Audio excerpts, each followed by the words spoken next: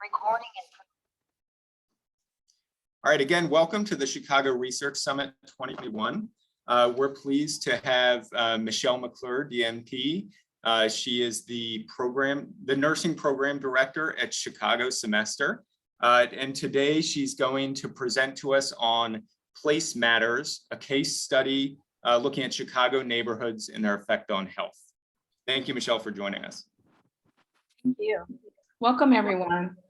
As Evan said, my name is Michelle McClure, and I work at Chicago Semester part-time as the nursing education director. And in addition, I'm also a family nurse practitioner, and I work in an immediate care center as a family nurse practitioner, in addition to working at Chicago Semester. Those of you who may not be familiar with Chicago Semester, we are off-campus internship program. And for this program, I manage the nursing students. They are senior students in their last seminar, clinical seminar. They do 32 hours a week at their clinical placement for 15 weeks. In this assignment I have for them of Place Matters, it's an assignment I give to them to help them to be more engaged in the city. All of my students are from Hope College. So they're from out of town and they live here for the semester. So it is to increase their engagement with the city.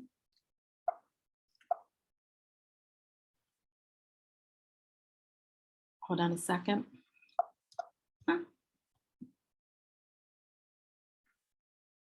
So when we talk about place matters and relationship to health, why is it important? Because we know that place impacts health. So the geographic attributes of where you live can impact your health. The physical condition of a neighborhood can support or hinder the residents' effort to live healthy lives. Each of us is shaped by our zip code. We're shaped by where we live. The physical environment can influence our choices, our life choices, as well as our health and well-being. So zip code does matter. And it can matter sometimes more than our genetic code. In neglected neighborhoods in American cities and places like Chicago, it affects our health. Social conditions worsen. As social conditions worsen, so does our health. Studies show that living in disadvantaged neighborhood leads to increased risk for heart disease, and it's the #1 killer in America. You know, when patients have these medical problems, it's because of increased stress. They're worried about violence, lousy schools, unpaid bills, living in substandard housing, polluted environments, not having good access to fresh food or healthy foods, unreliable transportation, safe and public spaces. And all of these things go along with the social determinants of health. So by giving the students an understanding of how life interacts with place, it can help the nursing students gain insight into their patients and ultimately help them improve the overall quality of the care that they provide. Thinking about patients in a biogeographical context can enable more holistic care. We as healthcare providers have the power, not just healthcare providers, but all individuals have the power and great opportunity to improve the health of communities by focusing on place. I'm going to take a minute and for this small presentation on how place matters. And I present this to my students in class.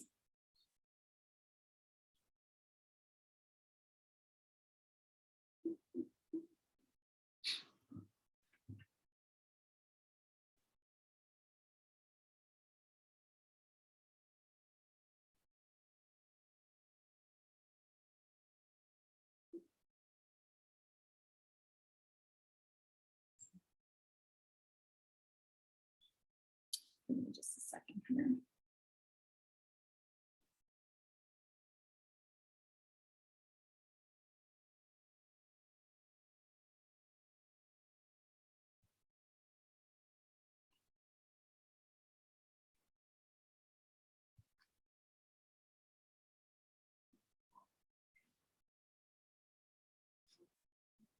Can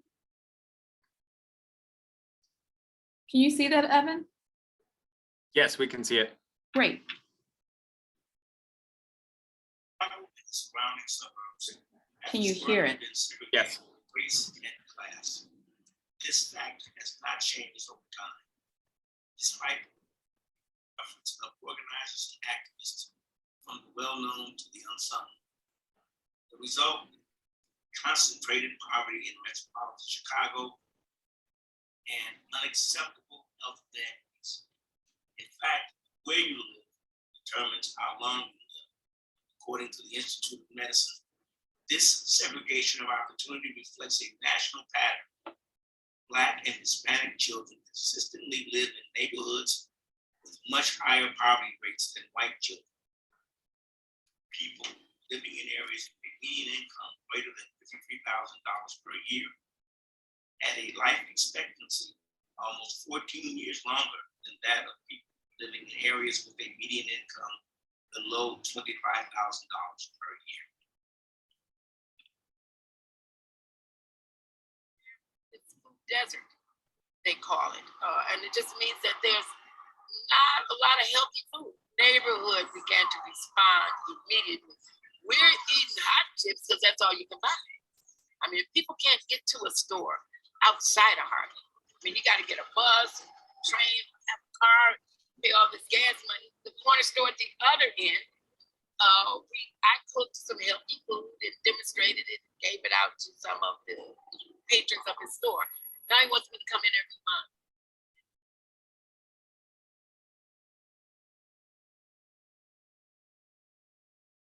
Price makes a big difference. If you're a person that's on a low income, small amount of benefits to feed your family. Here in Bronzeville, that could eat up a huge portion of your income, as far as food is concerned. And then if you're looking for it to be healthy, then all of your food is gone. So basically, you're forced to be make unhealthy choices for your family because you just don't have the income to support it.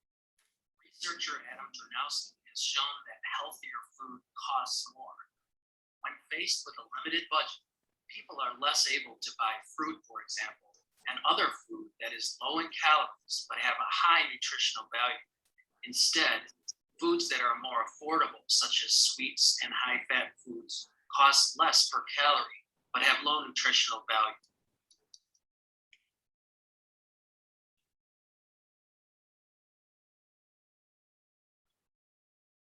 Manor is outside the Old Hill Garden. And this is an area where people just come arbitrarily and farm the land and grow their vegetables. Because one of the greatest things saddest thing we have in our community is that we don't have a local grocery store. Our organization, PCR, worked with Chicago State University Department of Geography with Daniel Block in doing an assessment to determine what is our food sources in our community.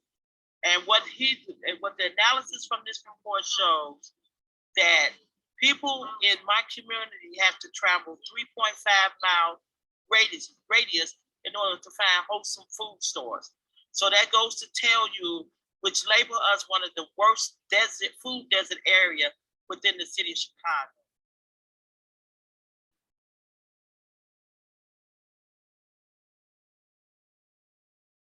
We're standing here at former Jewel Osco location in Blue Island at the corner of 127th Burroke Avenue and Vincennes near Western Avenue. A little over 2 years ago, Jewel left Blue Island, moved to a new facility at 119. This has direct impact on the health in ways that are unexpected. We're used to these large grocery chains being in suburban communities where people get in their cars and drive for their groceries. In a place like Blue Island, this was a people's local grocery store. Jewel had been in Blue Island for 50 years, and people grew up with it and were used to the convenience of having this major chain in our community. They would walk here, they would bike here. There's a Pace bus stop right here on the corner where people could take public transportation and get to Jewel. Without Jewel here, we've lost some options.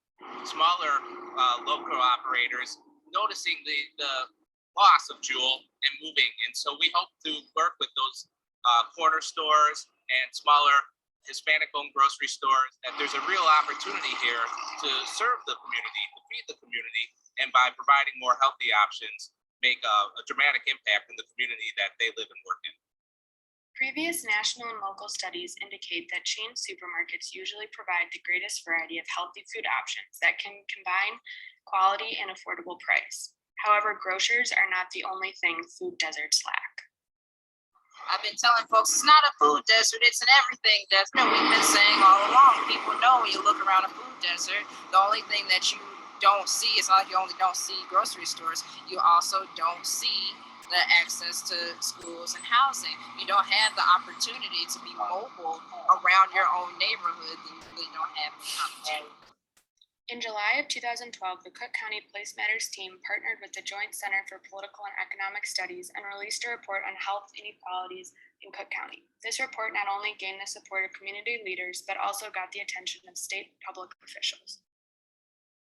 I want to thank the Joint Center for Political and Economic Studies and the Cook County Place Matters team for all their time and effort on the issues of access to healthy food.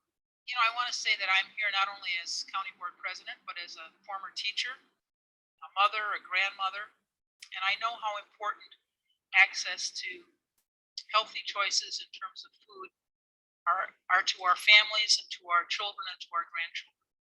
I'm very grateful for the good work that all of you have done and are doing. You know, there are lots of ways to address the inequalities in this country. My focus as a teacher was always on education and the importance of education in changing lives. But it's equally important that we focus on environmental issues and on health issues. All of these things help address, as I said, the terrible inequality in this country. I'm grateful for your good work. I thank you. And for those of you who are not Chicagoans, welcome you to our city. Thank you. First one, thank the Joint Center. I am going to end this here, but you get the gist of how place matters in this case. This video is older, but the information is still the same. We already know. We need to even remind ourselves. We remind the public and our neighbors. We need to know. And in my opinion,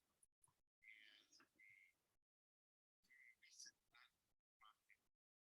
in community access, I'm sorry, got to go back out. Need to ratchet things up so that we have more transformation in our society that will help us realize an equity agenda and really provides more opportunity. I feel your pain. I've been there with shared content on a Zoom call. I think I stopped it. Okay. Share my screen again.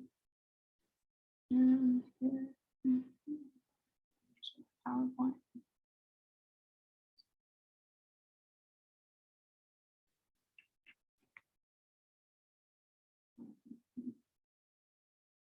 All right, thank you for your patience. So the video is a little, it's older. There is a team working on place matters in the Cook County area, but some of those neighborhoods are still impacted. And it just gives the students a sense of what is going on in those neighborhoods in Chicago.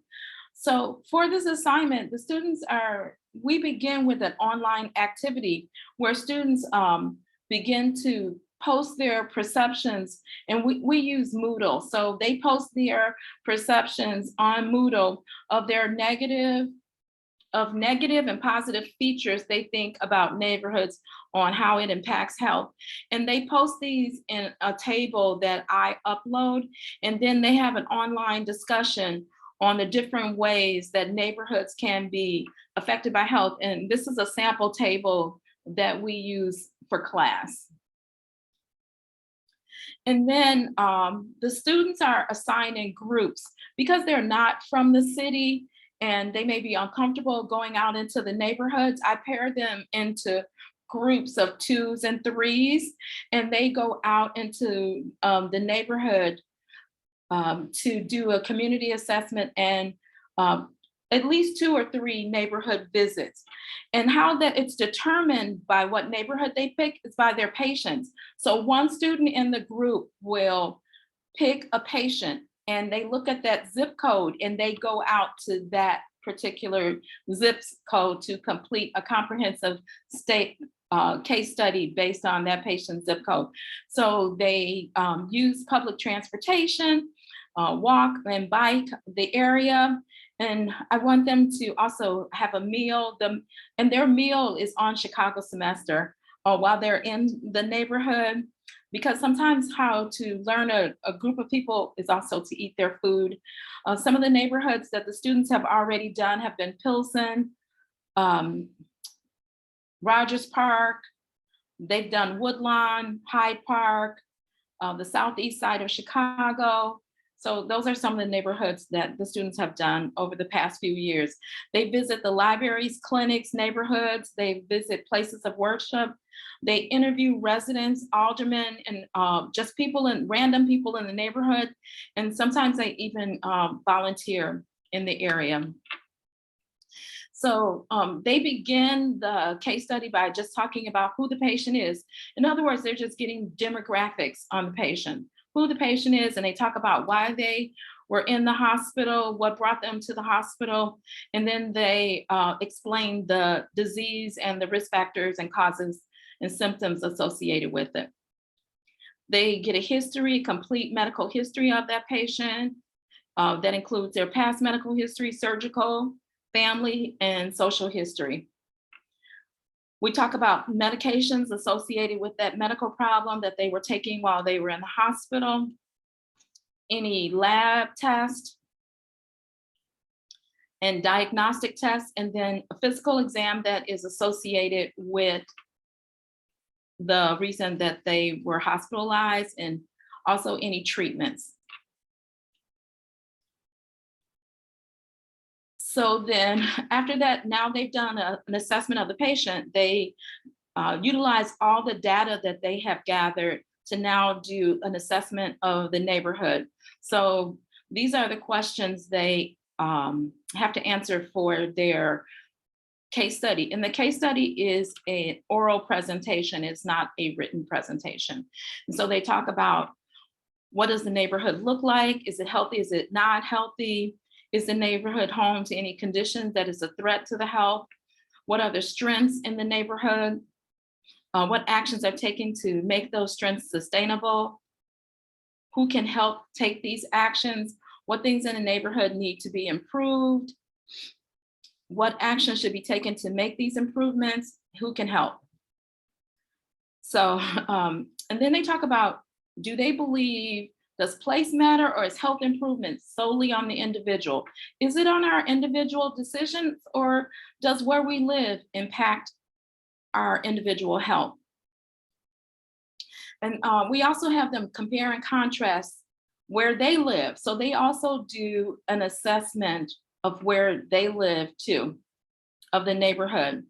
So here is a brief summary of one of my students' projects that did Rogers Park.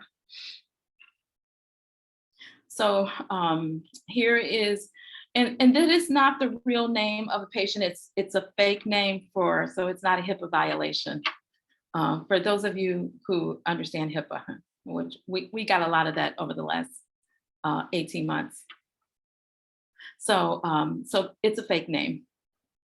So here we get the demographics of the patient. We have a discussion of their diagnosis. This past year, all of my students were placed at Northwestern Memorial Hospital or Northwestern Medicine Central DuPage. And so this group was actually at Central DuPage. No, this group was actually at Northwestern Medicine downtown in Streeterville, because that's why they got to pick Rogers Park, because if they were out in the suburbs, they would have had a different zip code. So, so they were downtown. So, and then they talked about the prostate cancer. medications, laboratory data, physical assessment, treatments, nursing care plan, the care for the patient. Then they talked about the community itself, like they gave the demographics on the Rogers Park community.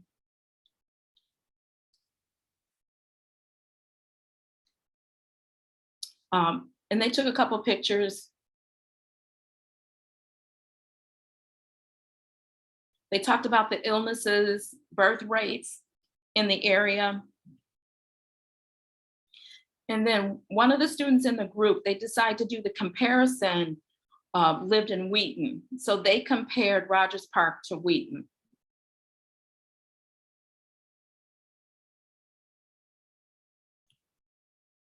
And then it's not in here, but then they did an oral presentation on comparing the two, discussing why health and place matters. So that is my Chicago research for undergraduate nursing students, getting them out into community. So it certainly is a beginning research project for the students in looking at why place matters and how where you live can impact your healthcare. Thank you. Thank you so much for your presentation. I see one question in the chat on food deserts. When people experience a food desert, how in fact do they get food? At the local fast food store, travel to another area, grow their own? So what happens in a situation like that? So I'm going to speak to from this project. So from many other students, when they have seen food deserts in the communities in which they've gone to, there are stores in the community, but they're like small stores. They may be liquor stores or just quick stores, or there are a lot of fast food restaurants. So it's not like they can't get food. It's just that their options are not always the best options. So there may be small mom and pop stores, or like I said, liquor stores, or stores that just doesn't give them a variety of options for healthy choices. Great. I don't see any other questions in the chat, but if I'm missing them, I've had connection issues today. Someone please let me know. And do add any questions you have to the chat. So one of the communities I can speak to that did not have, that was presented in that video was Bronzeville. And they didn't have a lot of grocery stores. And since then, I believe it's on 35th. I think it's on 35th, but they put a Mariano's there now. So they have made that area less of a food desert because now they have a major grocery store. But there are still lots of areas on the west and south side that don't have major grocery stores where people who live in those communities have a lot of options. Even in Woodlawn, they recently put a Whole Foods. But when you think about these stores going into the community, you also want to think about affordability and whether they can also afford to shop there on a regular basis. We have a comment in the chat about Blue Island, which was also featured in the video, that there's now an Aldi down the street from where the Jewel was. And then a question, do you have your students create a solution to the problems that they see when they survey the neighborhood? Thank you for that question. Yes, we do. We talk about solutions and steps to taking those solutions. Yes, that is a discussion that is had. And so some of those solutions that the students have come up with is being like a political advocate for change, creating more gardens. They talk about creating more gardens, some of those are some of the solutions like that. Housing, they talk about housing, changing housing because changing where you live can impact your health. And they've come up with some ideas like that.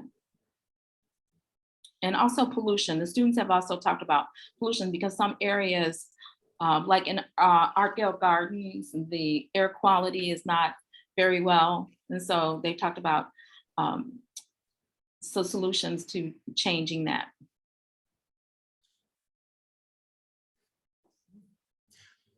We have 2 more minutes if anyone has a question. It seems like a great project to me, not only to educate students about, oh, here, I'll skip my question, Jean, I'll ask yours. Do you think things have improved at all in these areas? Have you seen changes throughout the scope of the program? I've been working for Chicago Semester since 2005. So I've been doing this project with the students for 15 years. In certain neighborhoods, I have seen change for the better. Some neighborhoods, I have not seen change at all. And certain areas, I've even seen more decline.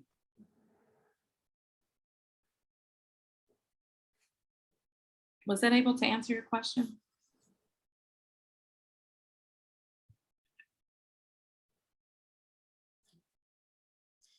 Michelle, thank you so much for sharing about this program with us, for joining us today. And everyone, look forward to seeing you at the next session. So thank you. Thank you. Have a great afternoon, everyone.